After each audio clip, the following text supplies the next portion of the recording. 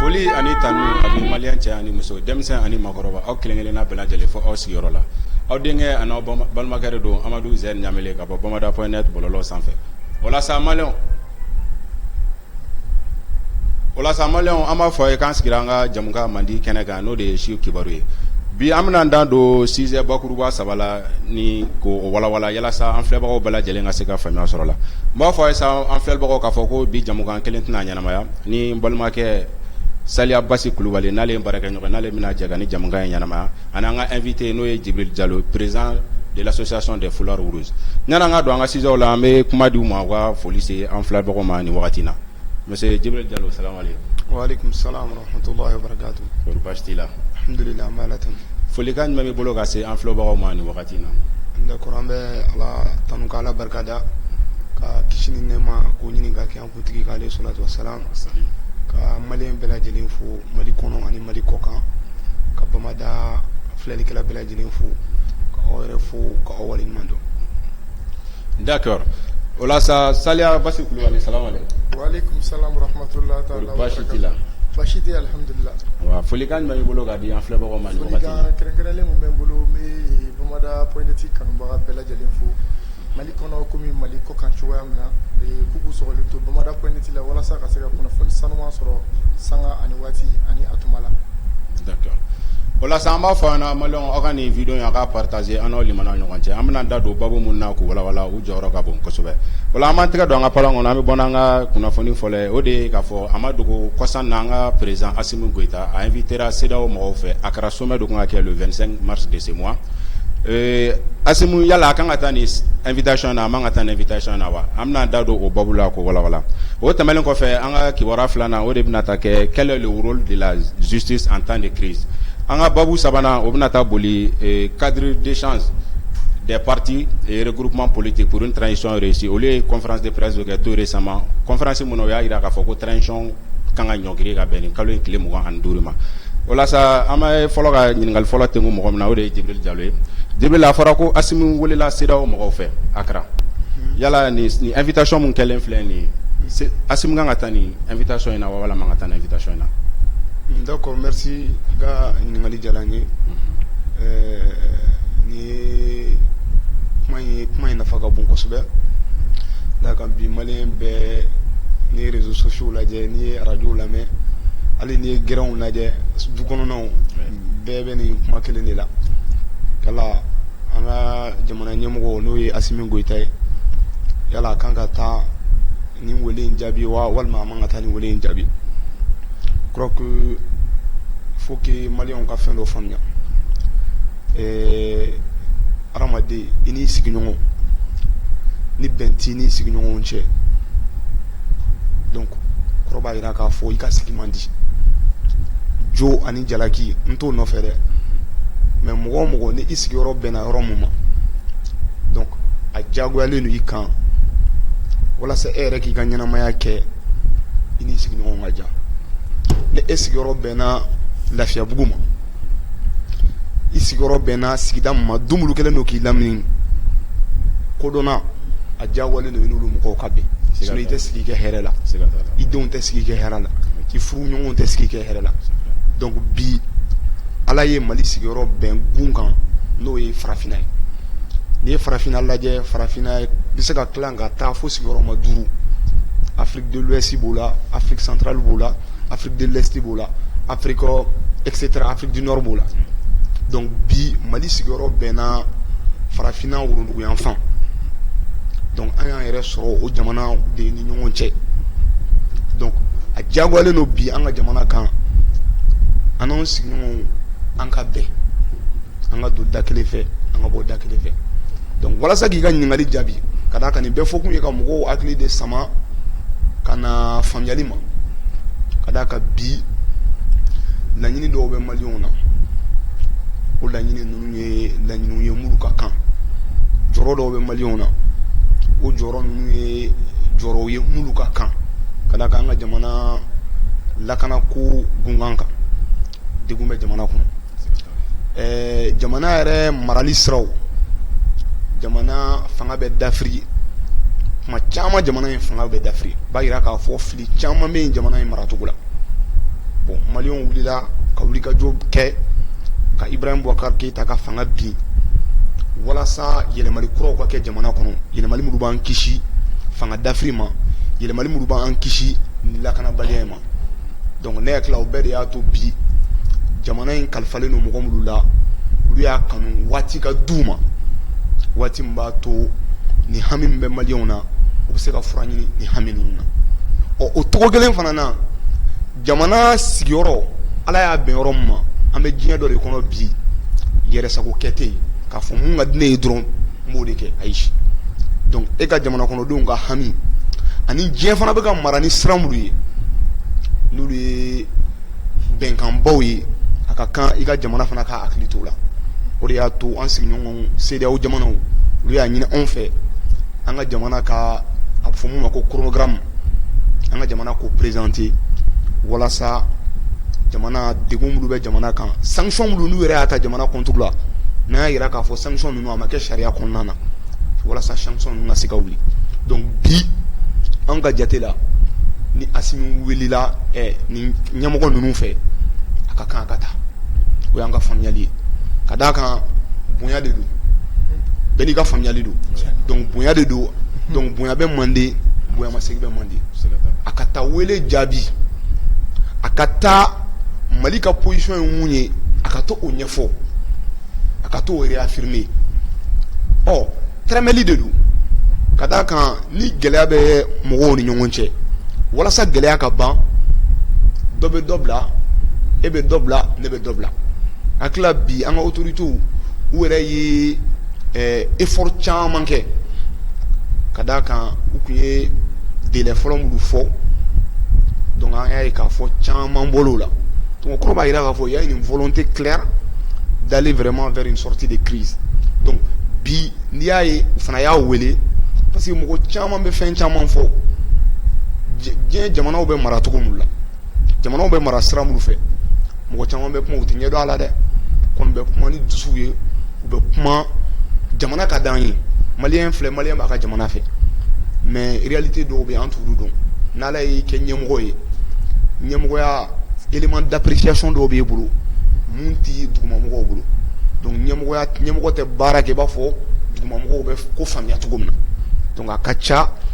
n'i kɛra ɲɛmɔgɔ ye i kan ka hakili de bila dusu ye donc n bɛ mun fɔ bi a ka kan an ka jamana ɲɛmɔgɔ a ka wele in jaabi walima a ka mɔgɔ bila ka taa wele jaabi o fana bɛ se ka kɛ o fana ye faamuyali dɔ ye. mais monsieur Diallo i n'a fɔ i bɔra k'a fɔ cogo min na i ko ko fɛn min n'a fɔ tɛrɛmɛli a ma mɛn Goodluck Jonathan n'o ye CEDEAO mɔgɔw ka médiateur o bɔra Mali la nɔ an ka transition in délai ko kan fɔ u ma bɛɛ ma kɛ ko la an ka gouvernement ye délai fɔlɔ min fɔ u ye dɔ b'o la ka na jɔyɔrɔ min na tun tilara ka dɔ b'o la mais toujours a bɛna fɔ jate kuma ɲɔgɔnya in na CEDEAO ka médiateur Goodluck Jonathan ale tora jɔyɔrɔ kelen na n'i y'a ta ka lajɛ est ce que olu bɛ ka Mali dɛmɛ c'est à dire que bɛn an b'a dɔn bɛ soit kelenya in ka se ka sabati parce que anw bɛ ka taga mais olu tɛ ka gɛrɛ. Bon nin ɲininkali bɛ jaabi bɛ dépend c'est à dire e b'i yɛrɛ sɔrɔ ko côté min de la ka d'a kan n'i bɛ maliyɛnw ka côté la bi an b'a ye k'a fɔ anw de bɛ ka lamaga kɛ ninnu tɛ ka lamaga kɛ o ye n'i bɛ maliyɛnw ka côté la an maliyɛnw an b'o de fɔ bi mais n'i bɛ CEDEAO mɔgɔw fana ka côté la olu fana bɛ fara ɲɔgɔn kan groupe dɔ de kɔnɔna na ka da an ka baara kɔni an ma analyse de kɛ ka ɲɛfɔli kɛ jama ye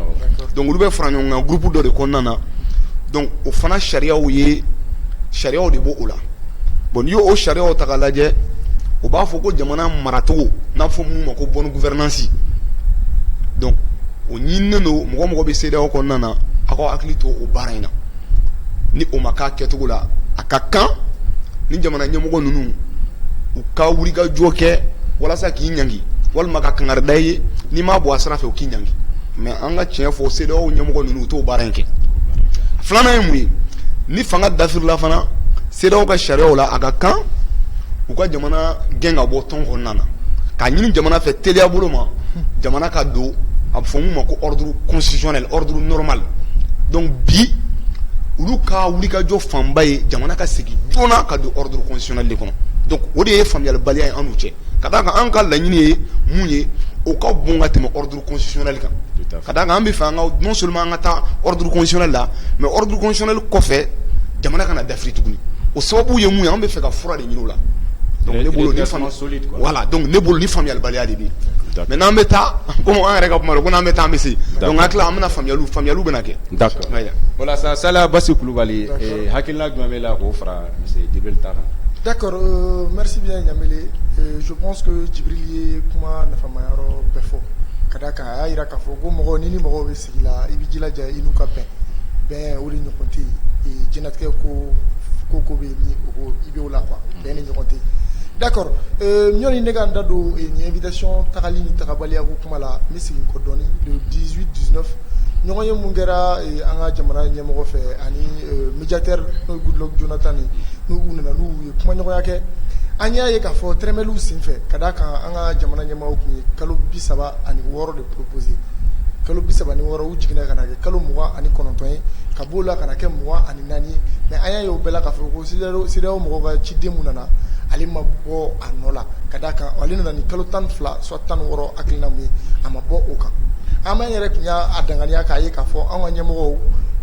furugufurugu man n'u cɛ a banni ka di anw de ye mais olu tɛ mais nin weleli in fana bɛ se ka kɛ sababu ye ka furugufurugu in nɔgɔya an bɛ se k'a kanu k'a fɔ ka d'a kan n'i ye ciden ci ka t'i ka ci la a bɛ t'i ka ci de kɛ i y'a fɔ a ye cogoya min na an bɛ se ka danganiya k'a bila o minɛn kɔnɔ Goodluck Jonathan nana ale tun tɛ se ka décision ta tant que a ma segin ka taga mais an bɛ se ka danganiya k'a fɔ ko ni Asimi taara nin na nin bɛ se ka kɛ sababu ye ka na gɛlɛya ninnu ban ka d'a kan n'u taara kuma ɲɔgɔnya a bɛ se ka kɛ sababu ye ka gɛlɛya in ban mais ce que an bɛ se ka mun kɔni fɔ Asimi ye kɛrɛnkɛrɛnnenya la an b'a fɔ a ye n'a taara sommet in na ou n'a ye mɔgɔ ci ka taa mais il faut vraiment que a ka to maliyɛnw ka principe kan quoi maliyɛnw ye fɛn mun décider walasa jamana in ka bɔ nin dingɛ in kɔnɔ a ka to olu kan quoi a kana taa ka taa a dafalen yen kɔni o de la maliyɛnw tɛna jɛn n'o ye maa dɔw fana bɛ yen minnu t'a faamu dɔw b'a la k'a kana taa dɔw b'a la k'a ka taa a kana taa yen o tɛ anw arranger parce que bɛn de ka ɲi ko bɛɛ la bi an y'a ye k'a fɔ jamana fɛn fɛn b'anw da fɛ ni a damɔra Moritani ni Laginɛ la fɛn o fɛn bɛ yen n'u ka frontière datugu an ye hali n'a man d'u ye mais a digilen b'olu bɛɛ la bi wa olu si kelen kelenna tɛ yen bi k'olu bɛ se ka u jɔ ni Asimi ma sɔn ka taa k'u b'a fɔ k'u bɛ Asimi dɛmɛ u kan tiɲɛ yɛrɛ la d'accord o la an b'a ɲini an ka président fɛ a ka taa wele in lamɛn walima n'a bɛ mɔgɔ kɛ k'a yɛrɛ nɔra bila ka taa wele in lamɛn walasa solution ka se ka sɔrɔ gɛlɛya ninnu. mais Asimi mana mɔgɔ fana kɛ k'a nɔ labila est ce que o tɛna kɛ dɔgɔyama CEDEAO mɔgɔw fana bolo wa. non dɔgɔyalima tɛ en quelque sorte dɔgɔyalima tɛ a bɛ bɛɛ ko bɛɛ bɛ dépend faamu de la ani ko kɛcogoya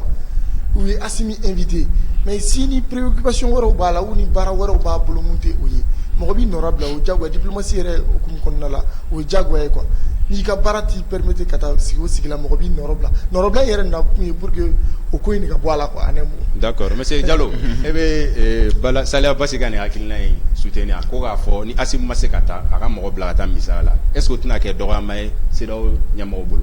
non je ne pense pas ne ma d'a la k'a bɛ kɛ dɔgɔyalima ye u bolo ka d'a kan Asimi ka statut Asimi ye chef d'état de Asimi n'est pas président de la République donc o ye kelen filanan ye mun ye Mali bɛ contexte mun kɔnɔna na contexte politique contexte sécuritaire même an bɛ contexte diplomatique mun kɔnɔna na avec la CEDEAO donc Asimi ka tagalibaliya k'a yɛrɛ se faire représenter donc ne bolo hakilima bɛɛ b'o faamuya donc CEDEAO mɔgɔw c'est des personnes avisées u b'a faamuya mais CEDEAO tun y'a a fɔ ko Assimi ale n'a ka gouvernement mɔgɔ n'i ma fili u tun y'a fɔ k'u ka voisin à l'extérieur du Mali k'a tun ɲɔngirilen don. Bon Assimi t'a la sanction fɛn fɛn t'a la Assimi t'a la voilà parce que da bɛ yɛlɛ toujours diplomatie donc le président de la République donc ni diplomatie ko kuma fɔla dɔrɔn ça c'est son domaine exclusif. D'accord. Voilà. Hakili la an filɛbagaw bɛ ka faamuya sɔrɔ ni kunnafoni walawalali taw la. O la o kɔfɛ an b'an tigɛ don an ka sujet filanan na o de ye k'a fɔ gɛlɛya wagati kɔnɔna la sariyaso jɔyɔrɔ ye mun ye n'an ko quel est le rôle de la justice en temps de crise. O la an bɛna ɲininkali fɔlɔ tegu mɔgɔ min na o ye monsieur Diallo. E hakilina ye jumɛn ye ani i bɛ se ka dɔɔni fɔ an ye rôle mun bɛ justice la en temps de crise. D'accord ni ɲininkali fana nafa ka bon kosɛbɛ. An ka jate la ni i ko jamana yɛrɛ ka kɛ jamana barikama ye ni ko jamana ka kɛ jamana ye mɔgɔ b'i jigi ɲɛ jamana min na an bolo n'a sigilen don fɛn belebeleba kan o baara in sigilen don fɛn belebeleba kan o justice de même en temps normal justice de kan ka kɛ sababu ye ka bɛn keleya ani jigitugu justice de kan ka kɛ sababu ye ko nati kɛrɛnkɛrɛnya bolo ma en temps de crise ka da kan ni jamana bɛ crise kɔnɔna na o waati tɔɲɔni barika bɛ se ka bonya ka da kan an tɛ période normale la o waati maa minnu ŋaniya man ɲi maa ŋaniya jugu olu bɛ se ka u profiter o situation na walasa ka gɛlɛya lase jamana kɔnɔdenw ma ka gɛlɛya lase jamana ma donc o bɛɛ de kama donc justice jɔyɔrɔ ka bon kosɛbɛ ni jamana bɛ degun kɔnɔna na justice kan ka kɛ sababu ye ka jamana kɔnɔdenw jigi sigi justice kan ka kɛ sababu ye ka jamana kɔnɔdenw lafiya o bɛ kɛ cogo di o bɛ kɛ ni kiiri kɛcogo ɲuman ye ka kiiri kɛ walasa ali se tɛ mɔgɔ min ye entre le fort et le faible donc justice de kan ka kɛ sababu ye dugumamɔgɔ ni a jo b'a la dugumamɔgɔ k'a dɔn k'a fɔ ne ni fanga bɛ mɔgɔ min na ne ni o cɛ bi ka da kiiri tilennenya kan donc n bɛ da la k'a fɔ ni n ka ko sera fanga na bi n bɛ jo sɔrɔ jotigi ka jo bɛ d'a ma donc o ye k'a f'i ɲɛna justice jɔyɔrɔ jamana kɔnɔna na o de ye jamana kɔnɔden bɛɛ a fɔ mun ma ko le dernier rempart ni dɔnko banna donc i kan ka sɛmɛ fɛn min na walasa ka na ni sababu ɲuman ye i ka ko la o de ye justice ye donc nin y'a kuma bakuruba ye. D'accord i n'a fɔ i y'a fɔ cogo min na n'i ko justice jamana ko la o y'a talen bakuruba la mais an bɛna kɛrɛnkɛrɛnnenya an ka ban Maliba kɔnɔ yanni an ka coup d'État in tun ka kɛ an ka na transition wagati la an y'a jateminɛ maliyɛn caman tun bɛ plaindre ko Mali sariya bon man ɲi ko sariya tɛ tigɛ Mali ka tiɲɛ kan ko setigi ko de bɛ lamɛn ko mais fɛn tɛ mɔgɔ min ou bien ko se tɛ mɔgɔ min k'o tɛ lamɛn ko tiɲɛ tɛ d'o ma yala transition in période in na an filɛ wagati min na sisan ani malgré que crise in fana bɛ yen sisan Mali justice ka ko bɛ bolo mun kan e yɛrɛ ka analyse la est-ce que justice bɛ bi a bɛ tanu ka tɛmɛ kunun kan. Bon ni ɲininkali a mago bɛ walawalali caman na ka da kan le mot justice n'i y'a ta dans son sens large c'est d'abord un sentiment kɔrɔ jamana kɔnɔden e yɛrɛ bolo ko kan ka kɛ cogo min na e bolo nin ko in n'a kɛla tan a bɛ ɲɛ n'a ma kɛ tan a cɛ man ɲi o de ye justice kɔrɔ fɔlɔ ye ça c'est un sentiment. Maintenant la justice dans un sens étroit n'i y'a ta techniquement ka kɔrɔ kɛrɛnkɛrɛnnen d'a ma justice tɛ dɔwɛrɛ ye jamana kiiriw bɛ tigɛ yɔrɔ min na donc o kiiri tigɛli c'est à dire kun kan service yɛrɛ minnu bɛ yen profession libérale b'o la n'o ye avocat ye huissier b'o la notaire b'o la olu bɛɛ ka concours walasa kiiri ka tigɛ cogo ɲuman na donc o bɛɛ de faralen ɲɔgɔn kan les cours les tribunaux les professions libérales donc walasa jamana kɔnɔden mun n'i mago bɛ kiiri la i ka bila i ka hakɛ kɔnɔna na walima ni bɛnbaliya bɛ jamana kɔnɔden dɔ ni dɔ cɛ walasa k'o bɛnbaliya wuli a fɔ bɛɛ de ma ko justice donc n'i y'o ta k'o lajɛ o justice bɛ baara kɛ cogo di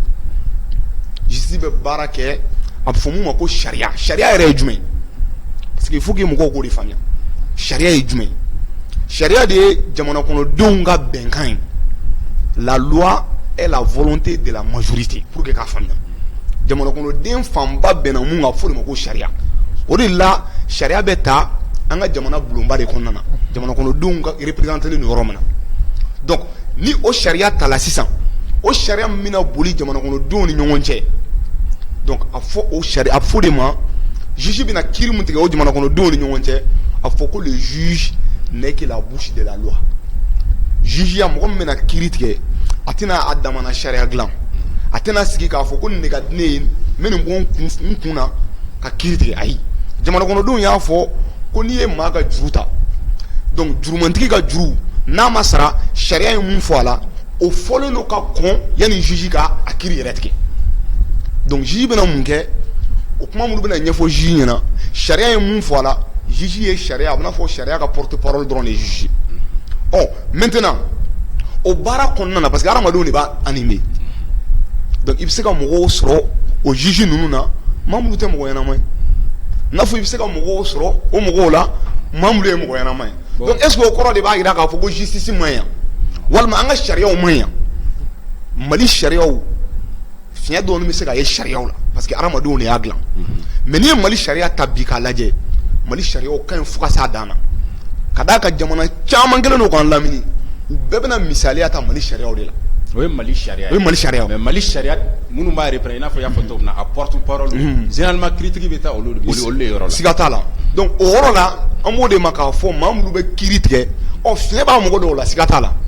mais k'a fɔ ko est ce que fiɲɛ b'a bɛɛ la fiɲɛ t'a bɛɛ la donc bi depuis fɔlɔ depuis IBK tile depuis Alpha tile juge ɲumanw bɛ yen donc juge kolonw bɛ yen o cogo kelen fana na bi fana o cogo kelen don juge ɲumanw bɛ yen juge kolonw bɛ yen procureur ɲumanw bɛ yen procureur kolonw bɛ yen mais ni juguman cayara ni ɲuman ye finalement ni juguman cayara ni ɲuman ye a bɛ fɔ k'a fɔ k'a ma ɲi voilà donc bi a bɛ maliyɛnw de ka sentiment ɲininkali kɛ est ce que bi maliyɛnw bolo kiiri ka ɲi ka d'a kan kiiri ye jumɛn ye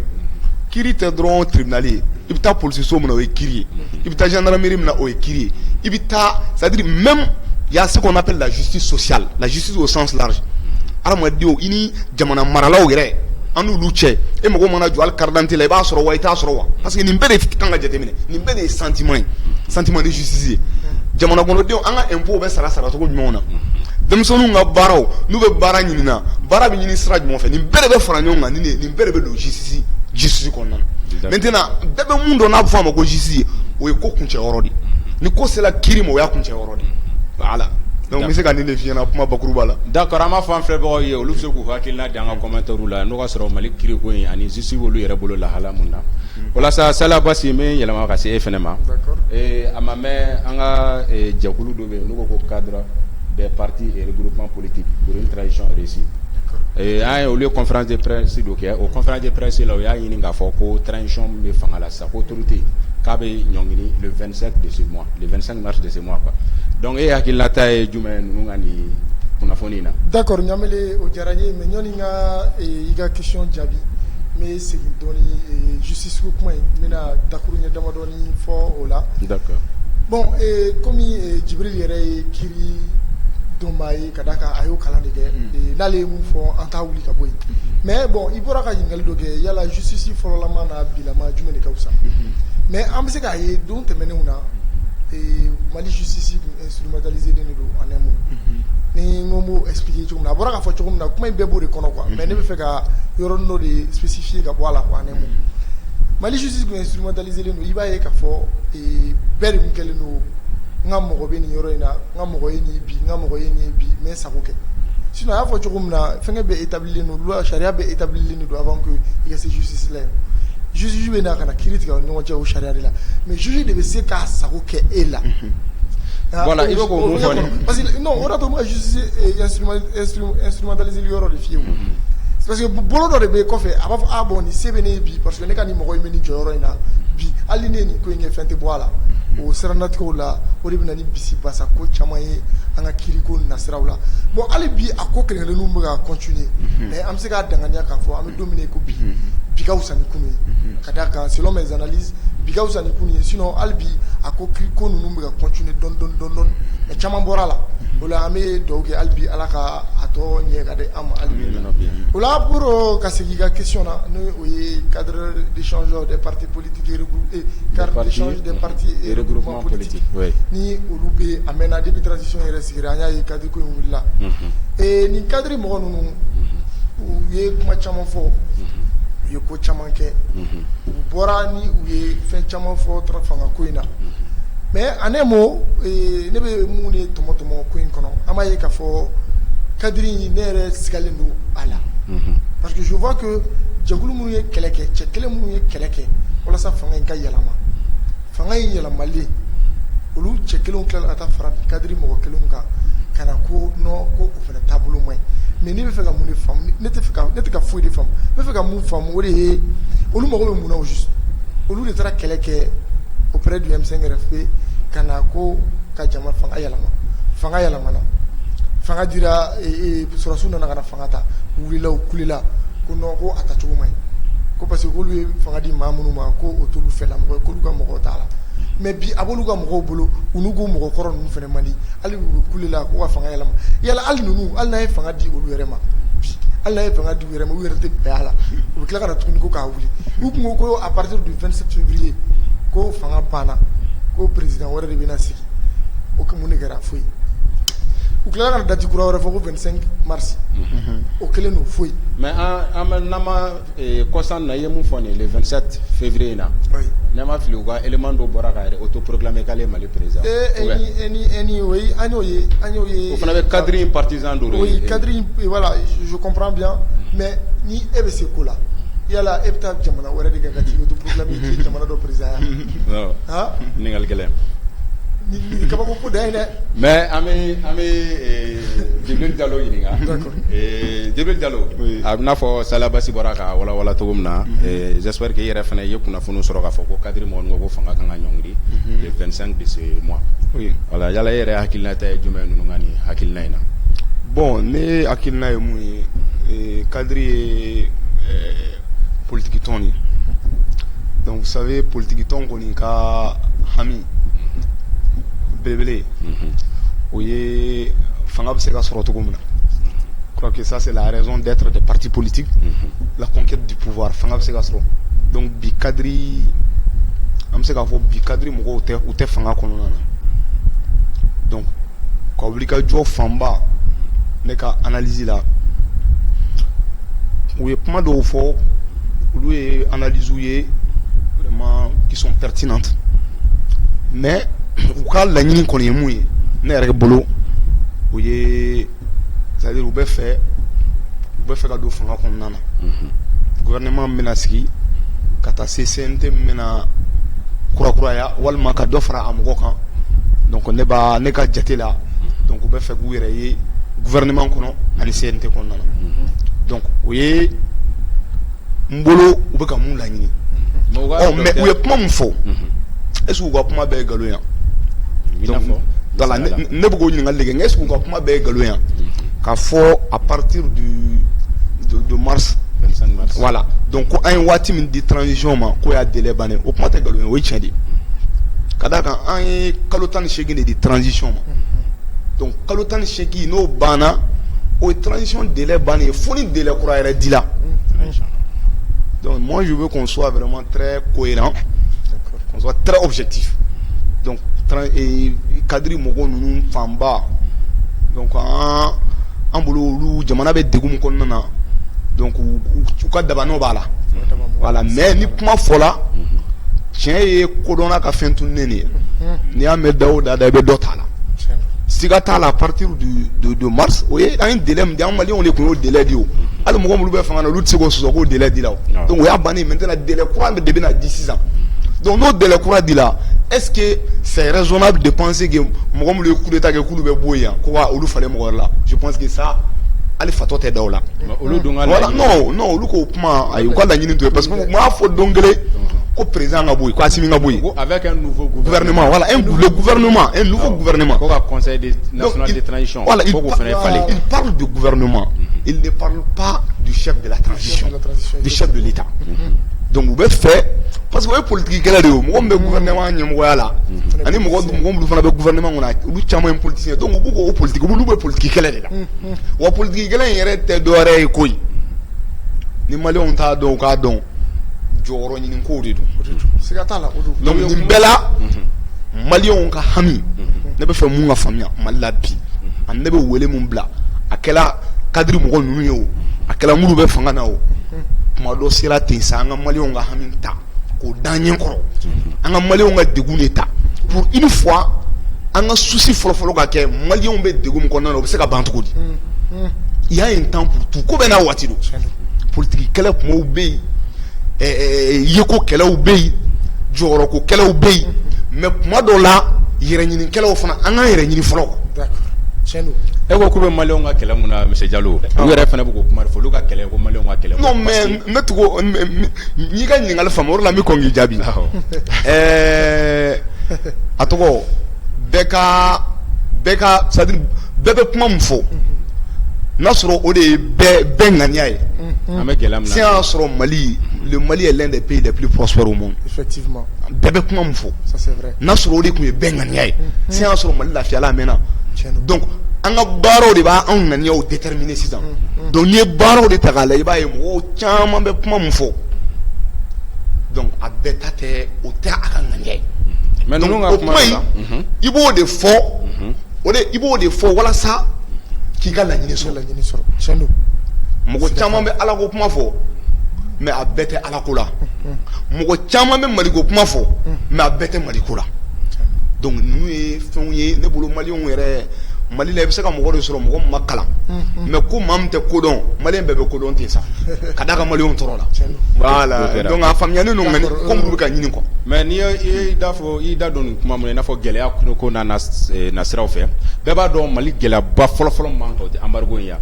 donc wa docteur Modibo Sumare ale ko ni olu ye fanga ye transition kura in sigira n'olu donna gouvernement ko en 24 heures k'olu bɛ transition ban ko embargo ban k'olu bɛ discuter avec la CEDEAO ko ka bɛnkan sɔrɔ ko transition embargo bɛ ban en 24 heures d'accord bon Mali gɛlɛya fɔlɔfɔlɔ tɛ embargo ye dɛ ne b'o kuma tile Mali gɛlɛya fɔlɔfɔlɔ o ye lakanabaliya de ne bolo il faut que ça soit très clair donc gɛlɛya yɔrɔw bɛ yen embargo nana dɔ de fara gɛlɛya kan donc ni embargo kan ka wuli bi ne bolo maliyɛn bɛɛ b'a fɔ ko tare ka d'a kan ni maa man kɛnɛ ni dɔ yɛrɛ farala a ka bana kan donc o tɛ hɛrɛ ye donc bi a kɛla olu ye o a kɛla minnu bɛ fanga na sisan olu ka hami fɔlɔfɔlɔ kan ka kɛ ka embargo wuli ka bɔ Mali kan ninnu kɔni ko k'a fɛɛrɛ bolo fɛn kan bon a fɛɛrɛ bon comme olu tɛ fanga na donc o kɔni o ye kuma de ye donc an tɛ se ka baara kɛ n'o ye voilà yala e ko cogo di nin ko in na d'accord u ka kuma min yɛrɛ kɔnɔ mun y'a yira ne la k'a fɔ ko nin baara in wa nin wulikajɔ in bɛɛ ye jɔyɔrɔko kɛlɛ o de y'a to u y'a ye k'a fɔ ko moyen tɛ olu yɛrɛ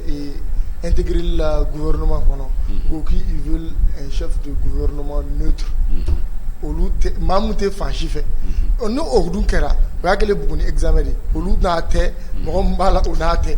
yala a ko ne kɛ cogo di ko in bɛɛ ye jɔyɔrɔko kɛlɛ de bon an bɛ se ka mun f'u ye an bɛ appel mun lase u ma u k'a jateminɛ an ka jamana ni fɛngɛ CEDEAO bɛ ɲɔgɔn sama mun na u k'a to an ka bɔ nin crise in kɔnɔ fɔlɔ nin waati tɛ politique kɛlɛ waati ye a waati tɛ ka d'a kan Jibril bɔra k'a fɔ sisan olu fɛn fɛn bɛ yen k'olu bɛ cadre in kɔnɔ olu bɛɛ delila ka kɛ gouvernement tɛmɛlen dɔ kɔnɔ ka tɛmɛ wa olu bɛɛ ka daba nɔ bɛ Mali bɛ dingɛ o dingɛ kɔnɔ u bɛɛ ka daba nɔ b'a la fɛnɛ mais pourquoi kana bi kana u yɛrɛ kana na n t'a dɔn n b'a fɔ cogo min na quoi kana image kura wɛrɛ d'u yɛrɛ ma diyagoya la k'u bɛ mana da an ɲɛ la k'an ka sɔn u ka fɔta ma an tɛ se ka sɔn o ma mɔgɔ si tɛ se ka sɔn o ma an bɛ don min na i ko bi quoi an bɛ mun f'u ye anw ka jamana ɲɛmɔgɔ yɛrɛ welelen don a kɛra fɔlɔ embargo min b'anw kan u k'a to u ka nɔgɔya fɔlɔ o la transition o kuma in an bɛ tila ka sɔrɔ k'o discuter entre maliens o de ka nɔgɔn d'accord hakili la an filɛbagaw bɛ ka u ye faamuya sɔrɔ ninnu kunnafoni ninnu na an b'a fɔ k'an ka jamukan sera a kuncɛ yɔrɔ ma yanni an ka jamukan kuncɛ an bɛ kumakan laban jumɛn bolo Jibril Jalo ka di an filɛbagaw ma nin wagati in na bon kumakan laban ye an tɛ sɛgɛn a fɔli la o de ye gɛlɛya waati en temps de crise o de kan ka kɛ waati ye c'est-à-dire jamana kɔnɔdenw ka ɲɔgɔn minɛ waati min na gɛlɛya waati de kan ka kɛ waati ye a fɔ mun ma ko le culte de l'ego ne yɛrɛ gɛlɛya kan ka kɛ waati adamaden ka ɲina ne yɛrɛ kɔ i ka miiri jama bɛ se ka lafiya cogo min na donc bi maliyɛnw kan ka don da kelen fɛ maliyɛnw kan ka bɔ da kelen fɛ ko dɔ n'a dɔn ko dans chaque difficulté il y a une opportunité donc moi je suis optimiste ka d'a kan ne bolo nin gɛlɛya in n'an y'a faamuya nin gɛlɛya in kɔnɔna na an kan ka bɔ ni fɛn caman ye mun bɛ kɛ yeelen an ka jamana ma pour les générations futures mais a tɛ kɛ ni dusu ye dɛ a tɛ kɛ n tɛ sɔn mɔgɔ si ta ma dɛ a tɛ kɛ ni yɛrɛbonya ye dɛ wa a tɛ k'an sigiɲɔgɔn kɔ je le dis et je le maintiens a tɛ k'an sigiɲɔgɔn kɔ mɔgɔ caman bɛ kuma réseaux sociaux la u bɛ mɔgɔw nɛni n'i ko CEDEAO n'i y'u bila fanga na bi la réalité du pouvoir a b'o rattraper e tɛ se ka jamana kɔnɔ jamana Mali c'est un pays continental les défis de l'Afrique sont énormes le continent africain c'est le continent le plus pauvre en termes de ressources humaines donc bien kan ka fara ɲɔgɔn kan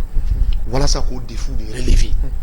walasa bi diɲɛ kɔnɔ géopolitique bɛ cogo min na jamanaba minnu bɛ yen n'u bɛ ka diɲɛ mara u ka caya o de bɛ ka kɛ donc bi an kan ka fara ɲɔgɔn kan de bi Afrique ɲɛmɔgɔw bɛɛ kan ka kɛ panafricain de an bɛ se ka fara ɲɔgɔn kan cogo min na walasa an bɛ se ka an yɛrɛ ka nafa sɔrɔ siraw an bɛ se k'olu défendre cogo min na donc n bɛ mun fɔ maliyɛnw ɲɛna hali bi an k'an bolo di ɲɔgɔn ma an ka ko in ta ni hakili ye an ka na ta ni dusu ye. D'accord. Saliya Basi Kulubali. Oui. Folikan laban jumɛn kan laban b'i bolo ka di an filɛbagaw ma. D'accord. Ne bɛ appel lancer sifinnaka bɛɛ de yɔrɔ ka d'a kan cɛkɔrɔba ninnu an tɛ olu jate ne t'olu jate bilen quoi. An sifinnakaw an minnu ye jamana in siniɲɛsigi an ka an bolo di ɲɔgɔn ma an ka wuli quoi an ka jamana in ka intérêt défend mun bɛ kɛ an bɛɛ lajɛlen ma hɛrɛ ye ani anw fana kɔw ma hɛrɛ ye quoi. Komi an ka président yɛrɛ ye sifinnaka ye cogoya min na an bɛɛ ka jɛ an k'a dɛmɛ nin baara in kɔnɔ walasa jamana in bɛ dingɛ min kɔnɔ an ka se ka bɔ a kɔnɔ o kumakan laban de bɛ ne bolo ka fɔ. An ka président yɛrɛ ko n'ale dɛsɛra ko ye Mali sifiw ne dɛsɛlen o la sa an b'a fɔ an filɛbagaw ɲɛna ko nin y'an ka jɛmukan selen a kuncɛyɔrɔ ma an b'a fɔ an ka partager a bɛ se k'aw ka hakilinaw di commentaire la aw k'an bɛn sigi wɛrɛ.